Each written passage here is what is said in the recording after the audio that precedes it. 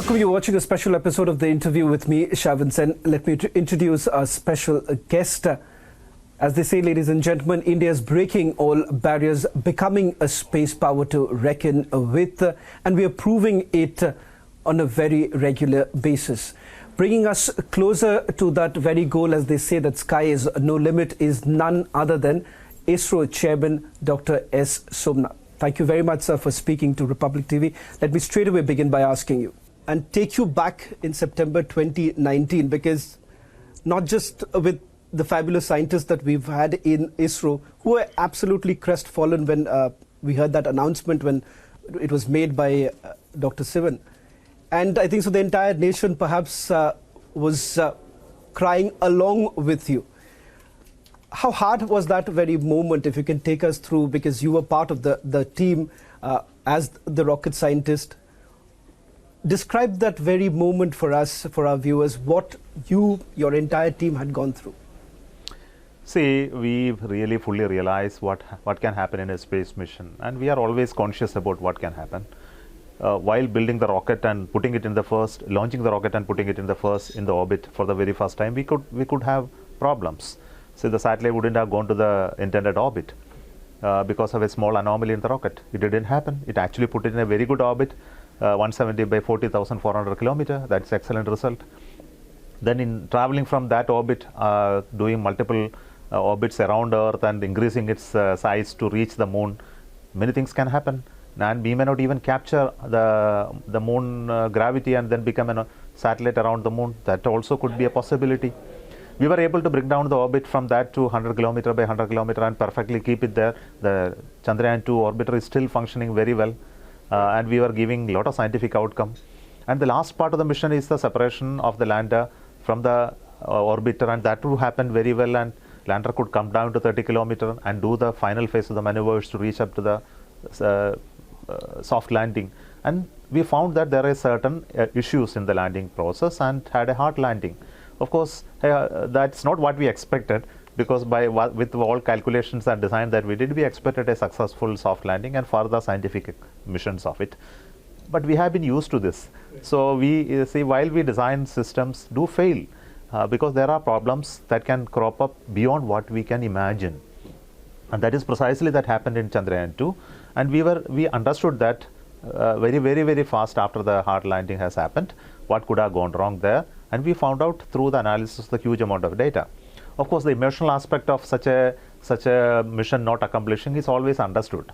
Right. But as professionals in this game, emotions apart, we were more concerned about the technical issues that could have plagued the mission not to achieve those landing sites. For me personally, I am purely a technical person who looks at in these matters of details, and we very quickly identified what could have gone wrong, and we have corrected it and back again for Chandrayaan 3. Well, in fact, I remember a conversation that I had with Dr. K. Sivan just about 2 days after, and he essentially described the very moment when the Prime Minister was present, and thereafter the message that he wanted to send across, that we are all set for another mission to begin. Let me ask you, as part of that very team, was that very moment when you all decided that it's time to basically move ahead, keep this aside, and perhaps build something which is going to obviously look into all aspects? And as I understand, we cannot essentially call Chandrayaan 2 a failed mission, because 90 to 95% of the scientific objectives of Chandrayaan 2 has essentially been met with. So tell us what has been the journey like. See, I won't qualify like percentages, because that's not fair in a mission, because there is no way to jump across water body which less than the width of it, because you still land in water. So, for example, the objective of this mission was landing on the moon, which could not be accomplished. It is a fair fact to say that part is not accomplished. But of course, we learned quite a bit in that lesson, what I described earlier, that reaching up to that has been a great journey, which gave us a lot of information. And the scientific objective of the orbiter part is well accomplished. The scientific part of the objective of the lander and rover part was not accomplished. It's a fact. So I'm not worried about the percentage accomplishment, etc. But what we are targeting this time is about the scientific objective of the lander and the rover must be accomplished. That can be done only by soft landing. Soft landing is a necessity for the next part of the mission. So that's what we have decided, that we would have to achieve it. And it is not an insurmountable task with the understanding that we have here.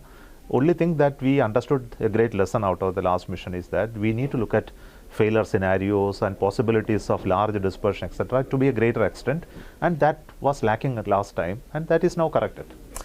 If I could just perhaps focus a little bit on Chandrayaan-2, simply on the count that there are various aspects of it that perhaps the nation does not really know. There are scientific aspects of it, which obviously for a lay person may not be in a position to understand.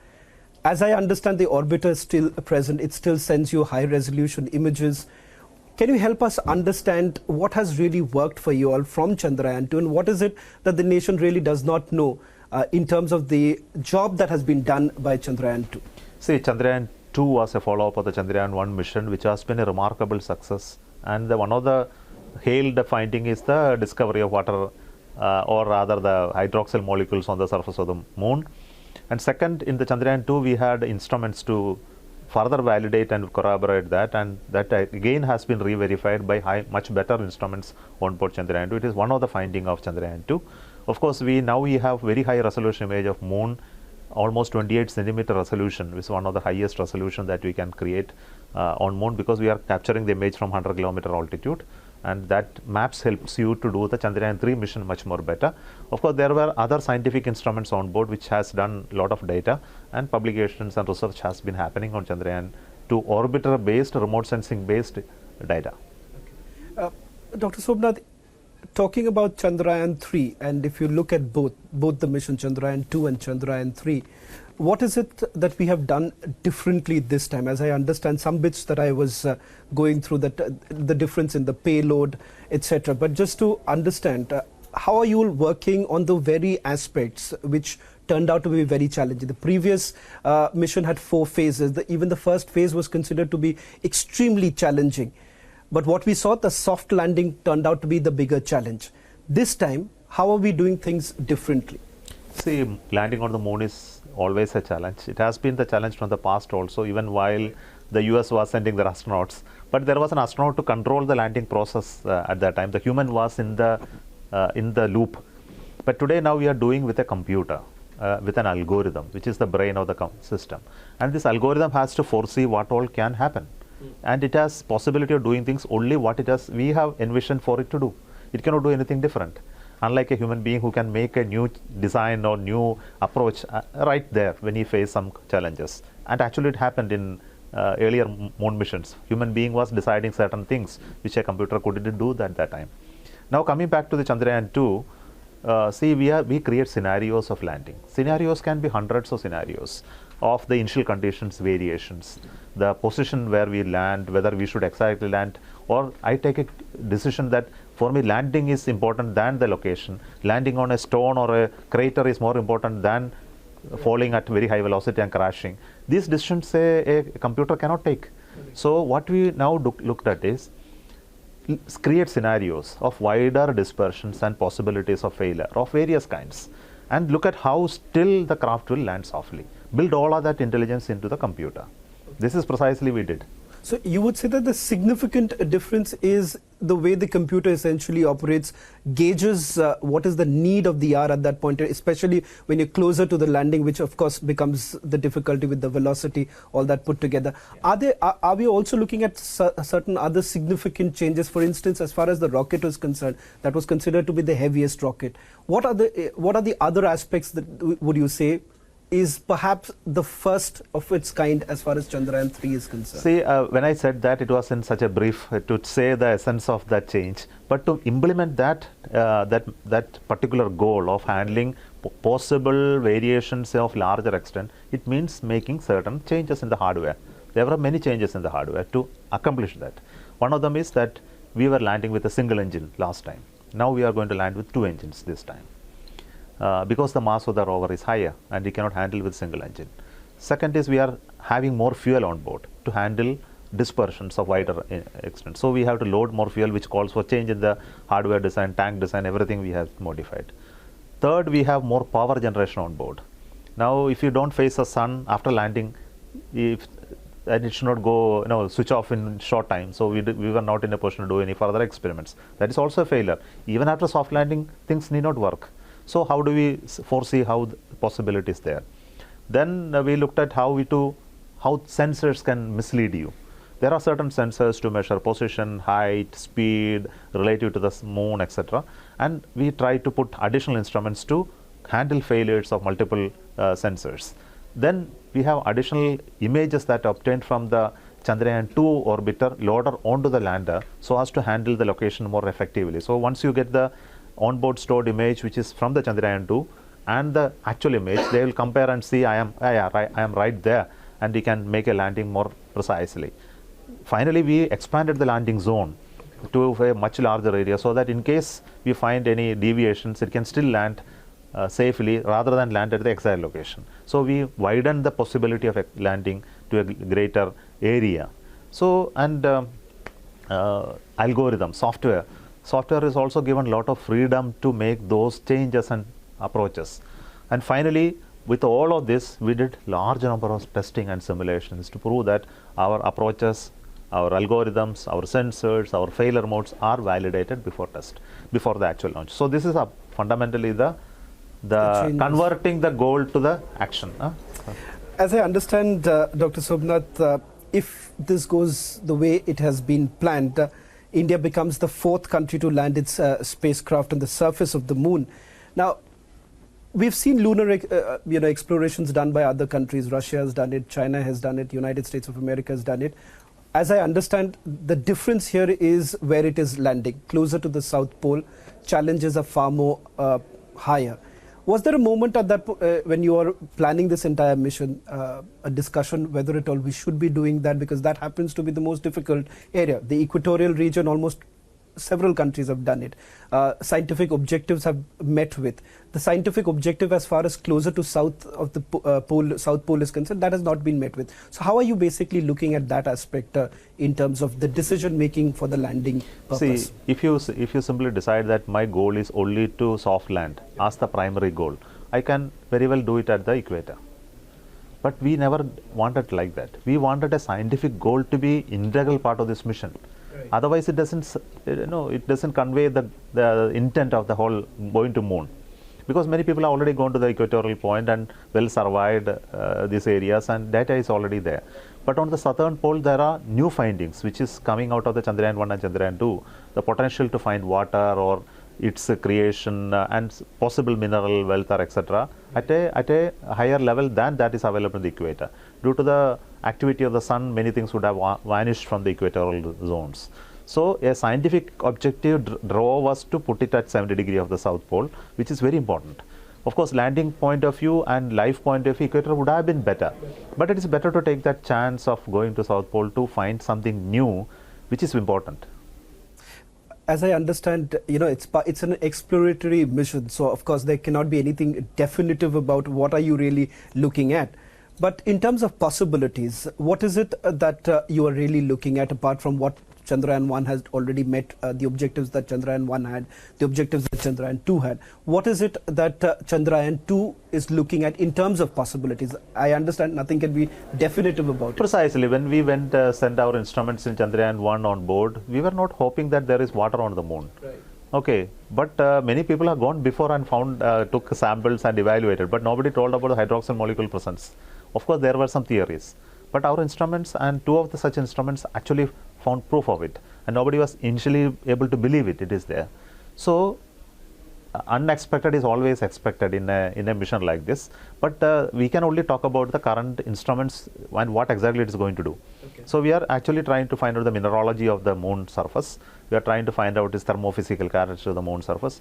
We are also looking at the close atmosphere of the moon surface. These are the essentially 3 zones of interest. So these zones of interest will definitely give some clue on various things. Genesis of the moon, how it came about, what it is actually constructed out of. There are many theories of creation of moon, where from it came, whether these things are valid. The thermophysical properties are important for the reflectivity and other characteristics of the moon, and also how its atmosphere is not resident there, why it is actually being lost faster. So many things of generation of moons and celestial bodies, the fundamental theories will get augmented by the knowledge of this. So we are hoping basic stuff of like this nature, and maybe we may find a gold mine there after going there. We're all looking, I think so just with you, the entire nation may be looking forward to some sort of a gold mine that is there. But Dr. Somanath, let me then ask you this question with regards to when it comes to our space mission, unlike various other countries, typically how India has been with almost everything, and we've been very tight with our budget. We've always looked at nothing to be wasted. That's one perspective of looking at it. And that is exactly what was being touted when it came to Chandrayaan 2. What is that one aspect of Chandrayaan 3 that you would say very different than other lunar missions started by other countries, and why it makes it a little more significant and it has its own character? See, we have been very much on frugal engineering, as you already know. Our expenditures on this type of exploratory business has been extremely low. It has been well characterized by the Chandrayaan 1, Chandrayaan 2, Mars Orbiter mission, AstroSat. All of them are testimony to that fact that we are able to do such missions at extremely low cost, low development cost as well, not the actual hardware cost. And we do all of this while we work on rest of the activities. So this has been a passion driving within the organization to do something very significant and different than sending a communication satellite, a remote sensing satellite, building rockets, etc. A scientific mission has its own very challenge and thrill. Second aspect is collaboration. Right. In all of this, we have been collaborating not with the institutions in the country, but also outside. Within the country, there are so many scientific establishments, research laboratories, institutions like IIT, where planetary research is happening, space-based research is happening. We make sure that we bring all of them into the forum of discussion. Right. All their scientific objectives and research goals are planted into each of these missions, that you can see very clearly. So, and many of them publish based on this data, research, etc. And many of the space scientists in India came out of the data came out of these 4 satellites. So it's a collaborative work even today. And many of them are building instruments for us. Other laboratories are building instruments for us. So through that, we are creating a pool of scientists who are able to understand many aspects of planetary science in India. So there is a good pool of this. So essentially, I will tell you the hallmark of our mission is, one is very low cost engineering, large amount of collaborations, and very clear scientific goals that we are setting forth. And it is driven as a passion of doing it. It is not just for achieving some milestones. Correct me if I'm wrong, Dr. Somanath. In terms of collaboration, you're speaking essentially about the Indian scientific community being part of it. Are we also looking at collaboration with other nations as far as this mission is concerned? In the Chandrayaan 3 mission, there is no external collaboration. All the payloads are built within India. So it was very different than what we saw in Chandrayaan 2, which also had Chandrayaan 1 was. Moving a little ahead as far as the other missions are concerned, because that too these days have a lot of curiosity. You're part of some of, for instance, Gaganyaan being one of them. What is the timeline, or what are the other missions that ISRO is essentially working on right now, which again is going to be the other big challenges that you're looking at? You've had several launches this year itself, so I'm not really getting into that. I'm looking in terms of looking ahead, what are the missions that you're really looking at? Let me quickly talk about some of the immediate missions and targets that we have set. The first and foremost is a mission for the Sun Aditya L1 launch. So the satellite is in the final phase of integration, testing, etc. And we are hoping by next month end we should be able to launch, which is very important scientific goal as far as the solar science is concerned, which is already a well-developed scientific field in India with observatories, etc.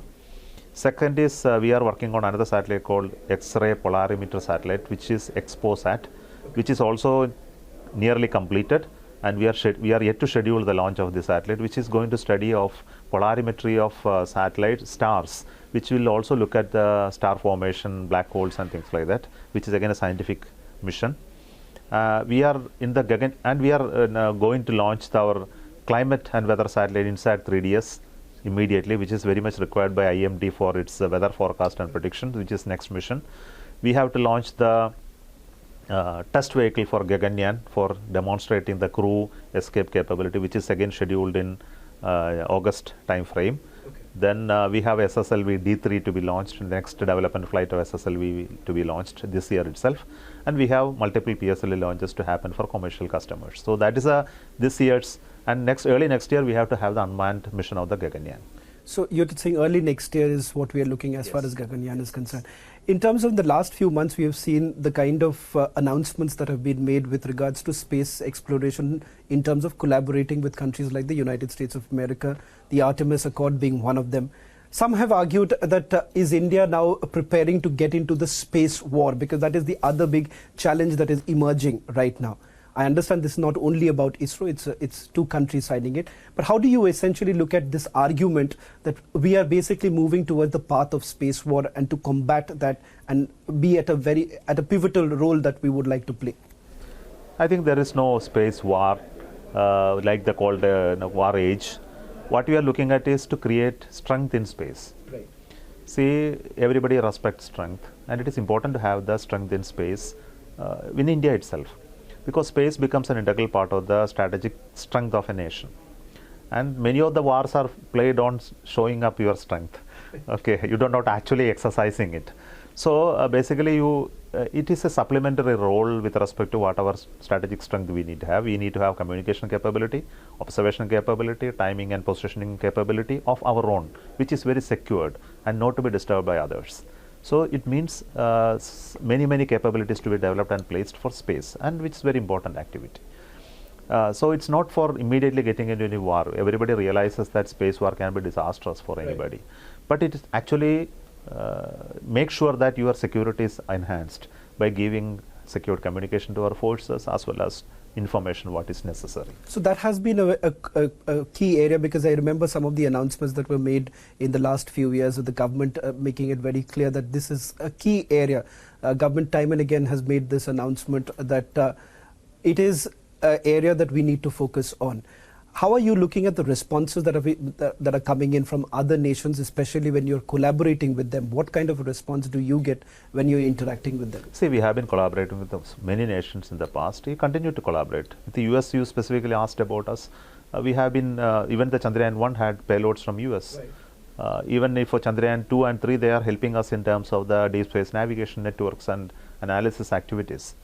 And we are building the NISR together, and possibly we may build future engagements, and human spaceflight as part of the ISS mission of an Indian astronaut is also announced. That means there is going to be a greater engagement of US with India. And what we want future is not simply the ISRO and NASA collaboration. What we want is industry of ISRO, industry in space ecosystem in India collaborate with space industries in US, which is something that we are looking for. And it will happen. See, there are a lot of innovation happening in US, especially in the advanced technologies. And access to those technologies for Indian companies is very crucial for us. Right. Because here we have companies who are waiting for innovation. And unless they have the latest of the technologies, which has an advantage in US, is not available there, they cannot grow beyond a point. And we make sure that we become part of that whole ecosystem of industries to enable this Indian industries to innovate and produce systems even for US market. And they see that there is a potential. If an Indian company develops something for the US user, it can be done much cost effective, much faster pace in India than in US. I think this is the fact that they have realized. So they are forthcoming in this to create that possibilities. Possibly you may not know that there are already companies in India working for US government, US space activities, especially developing key technologies. So when it comes to the space in terms of the Indian Space Policy 2023, which looks at private partnership also, what is it that ISRO is essentially looking at, and how do you think that is going to perhaps boost the forward-looking aspect of ISRO? The policy 2023 space policy clearly brings out the roles and responsibility of the institutions that we have created and the government. I think this is the essence of the message. So the ISRO as a national space agency will look at research and development and creating the knowledge base in this space ecosystem. And many of the operational aspects of what ISRO has been doing over the years, the operational side went up, and that has to move to industry. And we have to support the private space ecosystem, and they have no limitation of doing whatever they want to do in space, and there is no constraint for them to enter into space activity anywhere. And whatever knowledge and skill that ISRO has got will have to be shared with these private players to create that capability within this. So this is the essence of the 2023 space policy. And we are implementing it by creating institutions like InSpace, which is going to be a promoter and handholder for private players. NSIL, strengthening NSIL to do business, not by simply leveraging on ISRO's capability alone, but investing and creating new possibilities of user base and infrastructure on themselves, so as to take up more business-like operation. And non-governmental entities definitely looking forward to the help of ISRO, and we create a mechanism by which this help can be extended. So it's happening. Well, in fact, one final question that I want to take with you in terms of the challenges ahead. And on a lighter note, Dr. Somanath, what is it that you essentially would be telling your team? Because most of the times the focus is about who's heading it, but very little focus is given to those who are part of your team.